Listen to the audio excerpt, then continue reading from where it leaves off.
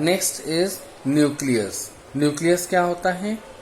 Remember the temporary amount of onion peel we prepare. We have put iodine solution on the peel. Why? What would we see if we tried observing the peel without putting the iodine solution? Try it and see what the difference is. Further, when we put iodine solution on the peel, did each cell get evenly colored? अब ये onion पील का activity है जिसमें कि onion पील को क्या करते हैं, उसको आयोडीन सोल्यूशन में डालते हैं या डुबोते हैं, तो क्या होता है, वो कलरफुल हो जाता है। ठीक है, तो क्या चीज होती है जो उसमें कलर हो जाते हैं? तो उसमें अगर हम माइक्रोस्कोप में देखें तो मोस्टली जो उसमें न्यूक्लियस होते हैं वो कलर्ड हो जाते हैं।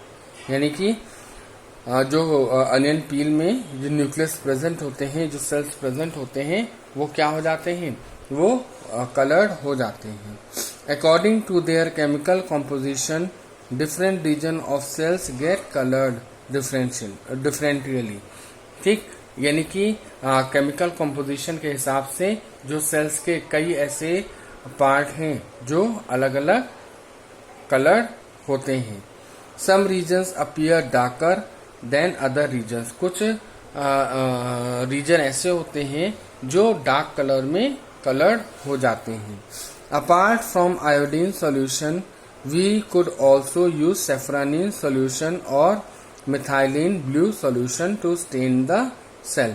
अब आयोडीन सोल्यूशन के अलावा हम सेफ्रानिन सोल्यूशन या मिथाइलिन ब्लू सोल्यूशन भी यूज कर सकते हैं सेल्स को कलर करने के लिए।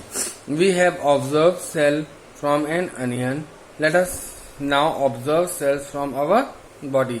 अगर हम अपने जैसे अनियन पील का देखा था, उस तरह से हम अपने बॉडी सेल्स को भी क्या कर सकते हैं, देख सकते हैं।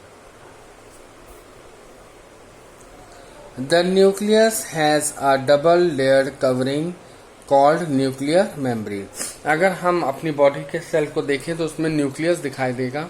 तो अगर हम न्यूक्लियस को देखें तो हमको दिखाई देगा कि जो न्यूक्लियस है वो एक डबल लेयर्ड कवरिंग से घिरा हुआ होता है, जिसे हम न्यूक्लियर मेम्ब्रेन कहते हैं। The nuclear membrane has pores which allow the transfer of material from inside the nucleus to its outside, that is to the cytoplasm, which we will talk about in section 5.2.4। अब ये nuclear membrane जो है उसमें क्या होते हैं, कुछ pores होते हैं जो कि मटेरियल को अंदर और बाहर करता है। किसमें करता है? साइटोप्लाज्म में करता है, और साइटोप्लाज्म के बारे में हम आगे पढ़ेंगे। ठीक, the nucleus contain chromosomes. Nucleus में क्या प्रेजेंट होते हैं? क्रोमोसोम्स प्रेजेंट होते हैं, which are visible as rod shaped structure, जो रॉड शेप्ड स्ट्रक्चर्स में पाए जाते हैं। Only when the cell is about to divide, जब सेल डिवाइड होने लगते हैं तभी हमें ये रॉड शेप में दिखाई देते हैं, अदरवाइज ये थ्रेड लाइक स्ट्रक्चर में ही प्रेजेंट होते हैं न्यूक्लियस में। Chromosomes contain information for inheritance of characters from parents to the next generation in the form of DNA. DNA means deoxyribonucleic acid molecules. अब जो chromosomes होते हैं वो क्या करते हैं, हमारे पेरेंट्स के जो कैरेक्टर्स होते हैं उनको ट्रांसफर करने में सहायता करते हैं। यानी कि हमारे अंदर जो भी डीएनए है वो हमारे पेरेंट्स के डीएनए हैं, यानी पेरेंट्स के कुछ गुण होते हैं, कुछ कैरेक्टरिस्टिक्स होते हैं जो हमको मिलते हैं। तो ये कैरियर जो होता है वो क्या होता है, उसमें प्रेजेंट डीएनए जो होता है डीऑक्सी राइबोज न्यूक्लिक एसिड होता है। ये क्या होता है, मेन एजेंट होता है जो कि कैरेक्टर्स को हम एक जनरेशन से दूसरे जनरेशन में ट्रांसफर करता है। Chromosomes are composed of DNA and protein. जो क्रोमोसोम्स होते हैं वो डीएनए और प्रोटीन के बने हुए होते हैं। DNA molecules contain the information necessary for constructing and organising cells. जो डीएनए मॉलिक्यूल्स होते हैं वो कई तरह के इंफॉर्मेशंस और कंस्ट्रक्शन और ऑर्गेनाइजेशन सेल से मिलकर के बने होते हैं। Functional segment of DNA are called genes. जो डीएनए का जो फंक्शनल सेगमेंट है, जो मेन फंक्शन करता है, उनको हम जीन्स कहते हैं। इन अ cell which is not dividing, this DNA is present as part of chromatin material। और ये DNA जो होता है, ये इसमें जो जीन्स होते हैं वो डिवाइड नहीं होते हैं, और जो DNA होता है वो क्या करते हैं, एक क्रोमेटिन मटेरियल के रूप में पाया जाता है। Chromatin material is visible as an entangled mass of thread like structures. अब ये क्रोमेटिन मटेरियल है, ये एक थ्रेड लाइक स्ट्रक्चर्स में हमें सेल के अंदर दिखता है। ठीक, whenever the cell is about to divide, the chromatin material get organised into chromosomes. अब ये क्रोमेटिन मटेरियल जो है, जब सेल डिवाइड होने लगता है तो ये क्रोमेटिन मटेरियल क्या करता है, ये किसमें बदल जाता है, क्रोमोसोम्स में कन्वर्ट हो जाता है जब सेल डिवाइड होने लगता है। The nucleus plays a central role in cellular reproduction, the process by which a single cell divides and form into two new cells. अब जो न्यूक्लियस होता है, इसका बहुत ही महत्वपूर्ण योगदान होता है डिवीजन में, यानी सेल डिवीजन में बहुत ही महत्वपूर्ण योगदान होता है। ये सिंगल सेल जो होता है वो दो नए सेल्स में डिवाइड होते हैं। It also play a crucial part along with the environment in determining the way the cell will develop and what form it will exhibit at the maturity by directing the chemicals activities of the cell। अब ये जो दो नए sales होते हैं, ये क्या होते हैं, ये डिवाइड होते हैं जब सिंगल पेरेंट से जब ये डिवाइड होते हैं तो आगे ये मैच्योर होकर के जो भी एक्टिविटीज, जो भी केमिकल एक्टिविटीज होती हैं, उनको किस तरह से केमिकल एक्टिविटीज प्राप्त होती हैं, किस तरह से उनको सराउंडिंग्स मिलती हैं, तो उसी के अकॉर्डिंग ये क्या करती हैं, ग्रोथ करते हैं।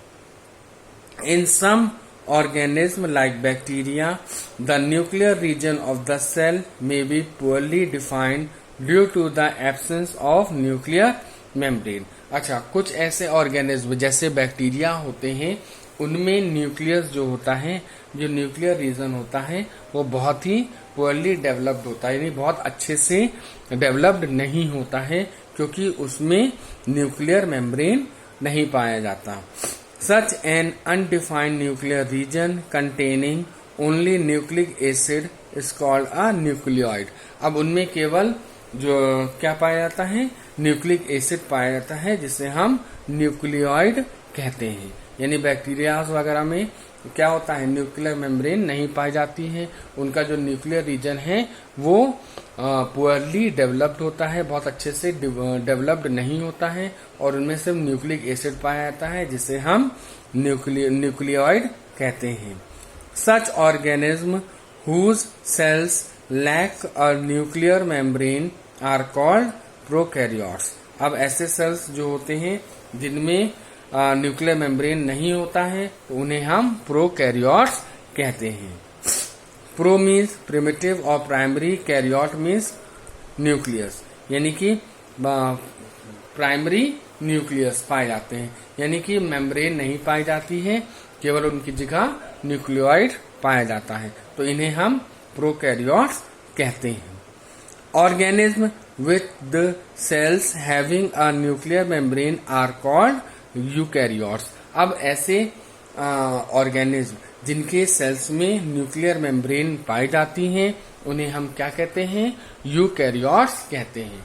यानी कि दोनों में अगर हम डिफरेंस करें तो प्रोकैरियोट्स में क्या होता है, प्रोकैरियोट्स के जो सेल होते हैं उसमें न्यूक्लियर मेम्ब्रेन नहीं पाया जाता है, लेकिन जो यूकैरियोट्स होते हैं इनके मेम्ब्रेन में क्या पाया जाता है, न्यूक्लियर मेम्ब्रेन पाया जाता है, यानी इनके सेल रीजन में न्यूक्लियर मेम्ब्रेन पाया जाता है। ये बहुत इंपॉर्टेंट डिफरेंस होता है यूकैरियोट्स और प्रोकैरियोट्स में। Prokaryote cells also lack most of the other cytoplasmic organelles. अब जो प्रोकैरियोट सेल्स होते हैं इनमें कई ऐसे सेल ऑर्गेनेल्स होते हैं जो प्रेजेंट नहीं होते हैं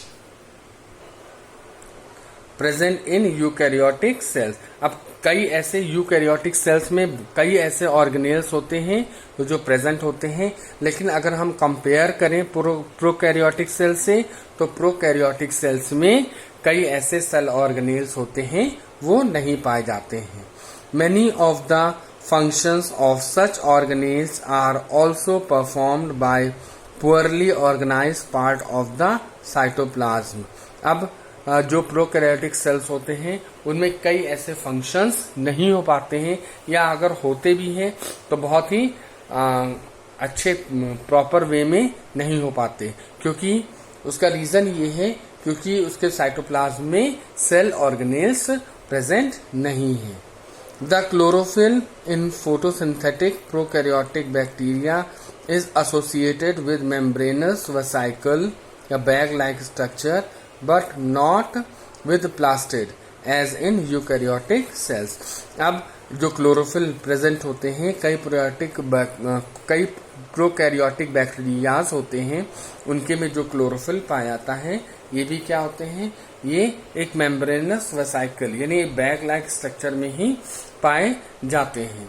जैसे कि अगर यूकैरियोटिक सेल्स की अगर हम बात करें तो यूकैरियोटिक सेल्स में एक प्लास्टिड का फॉर्मेशन होता है। ये एक प्रॉपर स्ट्रक्चर फॉर्म होता है जिसमें क्लोरोफिल पाया जाता है, और ये प्लास्टिड केवल यूकैरियोटिक में पाया जाता है, प्रोकैरियोटिक में नहीं पाया जाता। प्रोकैरियोटिक में क्या पाया जाता है, केवल एक बैग लाइक स्ट्रक्चर पाया जाता है, ठीक, यानी केवल एक स्ट्रक्चर ही है जिसमें मेम्ब्रेनस वेसिकल कहते हैं जिसमें क्लोरोफिल प्रेजेंट रहता है। लेकिन यूकैरियोटिक में एक पर्टिकुलर एक स्ट्रक्चर होता है, ठीक है, जिसको हम प्लास्टिड कहते हैं, और इसी में क्लोरोफिल पाया जाता है और फोटोसिंथेसिस की प्रोसेस होती है।